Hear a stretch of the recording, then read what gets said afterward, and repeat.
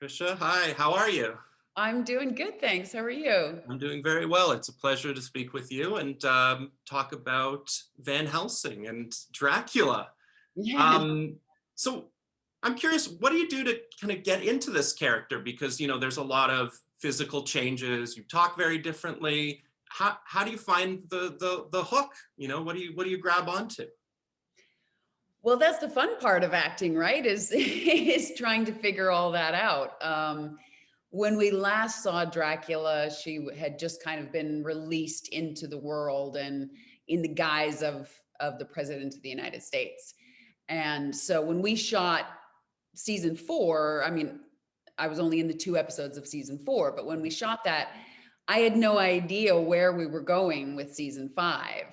I'm not privy to the scripts at that point. So I had heard rumblings that we were potentially going to travel to Europe and do a kind of a time travel situation, which I'm so happy we did because I think it's going to be really fun for the fans to see the backstory Mhm. of both Dracula and figure out how she fits into our telling of this iconic Dracula legend. And the Van Helsing's backstory. So for me, it was just a treat to get to see the first 3 episodes and to see, get to play Olivia, who is the epitome of light. She is just pure of heart and soul, which is, the whole reason Michaela um, pursues her in order to, bring about the dark one, which I will not say more because it might spoil the next 2 episodes if people haven't seen them yet. But for an actor, it's a real treat to get to play different variations of the same character. And I think I'd read that you were saying about that in a previous interview that you really enjoy that aspect, that, the backstory reveals sides that we can't see this character as pure evil anymore, that you have those shades, those variants within you. And I've noticed maybe that's some sort of common theme that you like to go back to. Is that something that you've noticed, that, these characters that you're playing, you don't like to sort of you find the gray areas within them? Well, I think it's always more interesting to find the gray areas. It's where we usually mostly lie, right? And um, when I go full Dracula, do I find much lightness in her? No.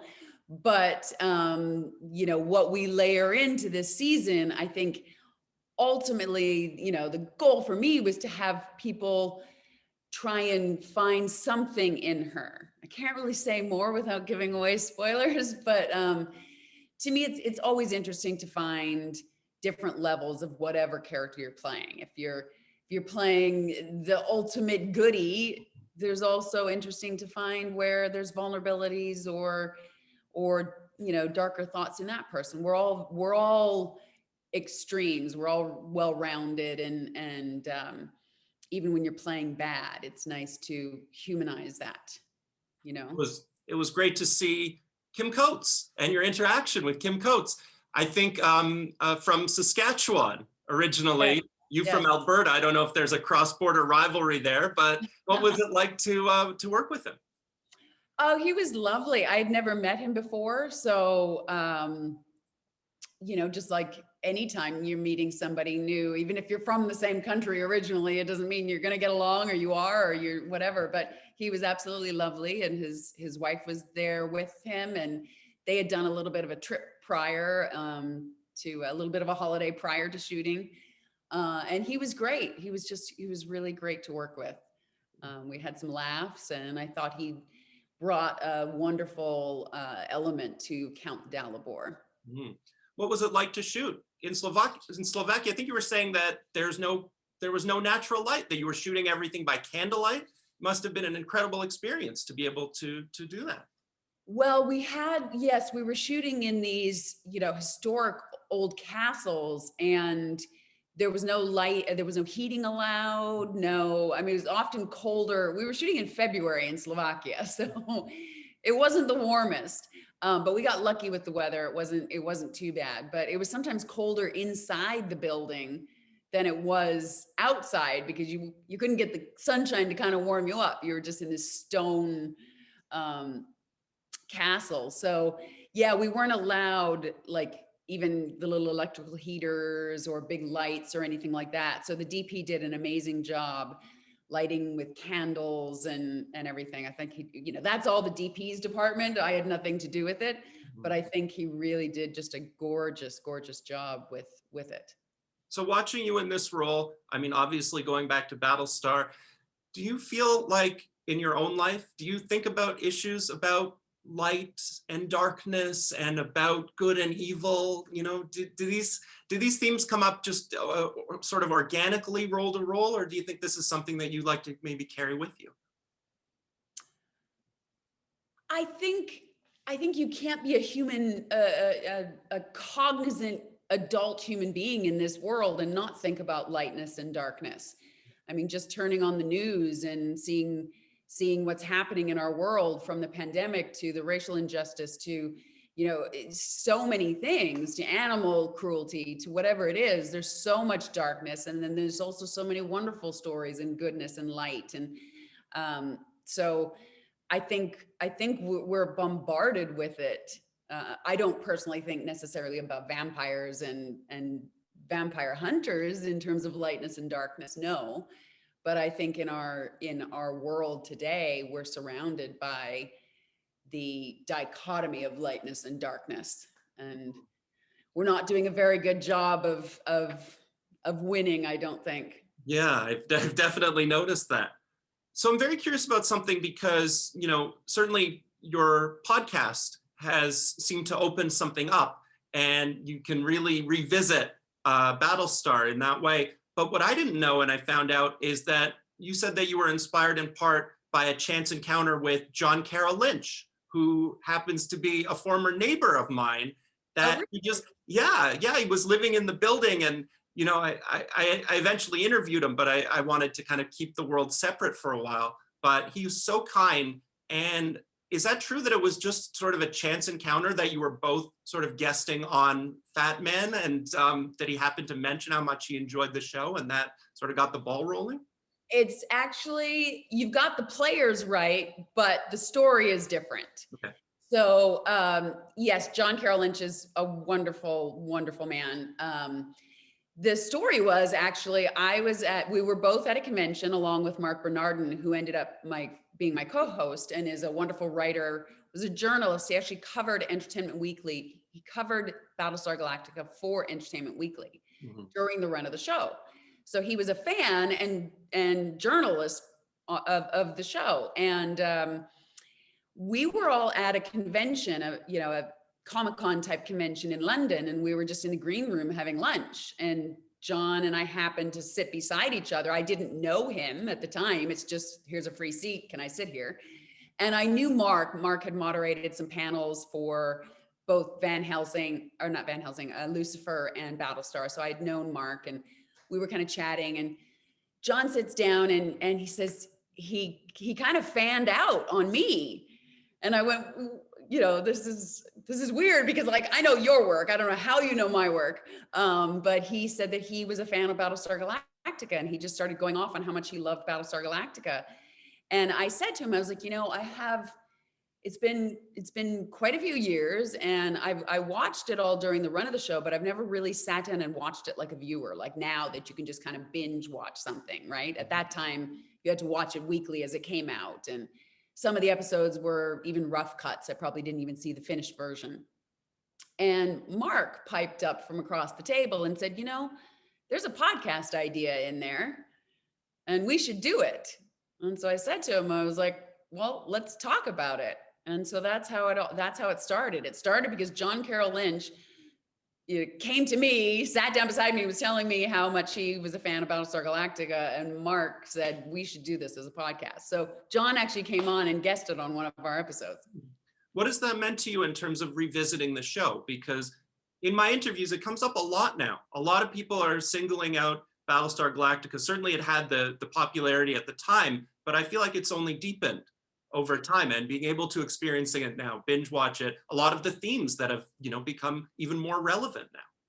Yeah, and that's actually one thing that I thought going into it I thought it would feel dated, and it absolutely didn't. If anything, I remember Mark and I both discussing this. If anything, it almost feels more relevant now, shockingly so. And nothing felt dated about the show, from the storylines to even the CGI was, I mean, it was 15 years ago or more, right? But it just was, Gary Hustle had done such an amazing job at the time that the story is again, almost even more relevant today. And so it was really interesting to go back and revisit it. And yes, it is finding, I mean, it was popular at the time, but this is also before social media. This is before streaming. This is before all of that. And so it is finding, the show is finding, people are rewatching it, or it's finding a new audience, or it's like children of people, you know, they were too young at the time, but now they've watched it, or they always heard something about it. And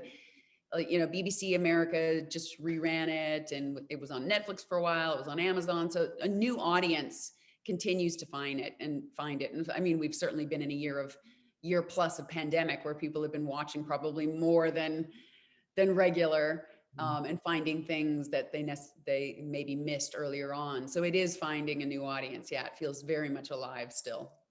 Did you have any connections prior to the show, to anyone in the cast, to anyone in the ensemble, before joining Van Helsing? Yeah. I had actually worked with Jonathan Scarf. So even though we don't share a screen, maybe, I can't say that because maybe there is some left in season 5. I won't say if we share a screen or not, but at least of what you've seen so far. But I had done a movie, I think a Lifetime movie with him back in, I think 2005 or 2006. And I can't remember what it was called, Hidden Crimes, I think. And we played love interests, and it was kind of a mystery movie. And we had a great time working together. I think his family, his kids were little at the time, and they were with him, and his wife. And we just had a lovely time. He's a wonderful actor, but he was in a director role in this for me. So my first episode 7 of season 4, he was directing, and then he directed the Slovakia episodes, all the backstory episodes. And I just think he's a fantastic director. So that was really, I worked with Aaron Douglas before, who plays a role in season 5, a little bit in season 4 and 5. Alex Ponovic plays Julius. We hadn't worked together before, but our paths had crossed with friends of Battlestar, and he had been on Battlestar a little bit. And so, yeah, all kind of intermingled, but I didn't know a lot of the people on the show, no. So one thing I noticed about you is that you're definitely aware and interact very well with your fans. Have you had a favorite fan encounter? Oh gosh, I don't, I can't really pick out one, no. Just been so lucky to have people that are just lovely, and I don't even know how to describe everyone. There's one thing that pops in my mind. There's this one wonderful young lady that gave me, I think it was the show that I met John Carroll Lynch for the convention. I think it was that same one, quite possibly. But she had drawn me, she had seen on Instagram that one of my cats had passed away just before I got on the plane. And she drew me a picture of one of my other cats and gave it to me. And it was a beautiful drawing, and it just made me tear up. And but just that people are invested and want the best for you and enjoy what you do. I can't pick out one particular time. There's just been so many. I've been blessed by having so many great interactions with people. A lot of people are going to be coming to this show, or have seen it, have built up to this point. What kind of shows have you enjoyed? Oh gosh. I grew up without a television, so yeah. I don't really follow the way a lot of people follow. Let's see what I binged. I binged Bloodline. I binged Ted Lasso. I binged Winona Earp, Ozark. I tend to go for fairly dark shows, but I think when Ted Lasso came around, I think I'd watched, and I tend to watch things like Dateline and stuff like that. So I had watched, I think, of all of the docuseries, I Am a Killer, and I was doing all these like murder documentaries and things. And my friend Sharon said to me, she goes, I think you need to watch something lighter, because this is right, you know, the pandemic's getting worse again, and everybody's depressed and everybody's stressed out. And she goes, I think you should watch something lighter.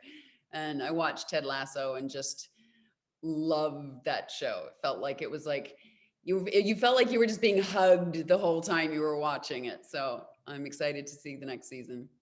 It was really a pleasure speaking with you. So thank you so Thank much. you. Thank you. I appreciate it. You too.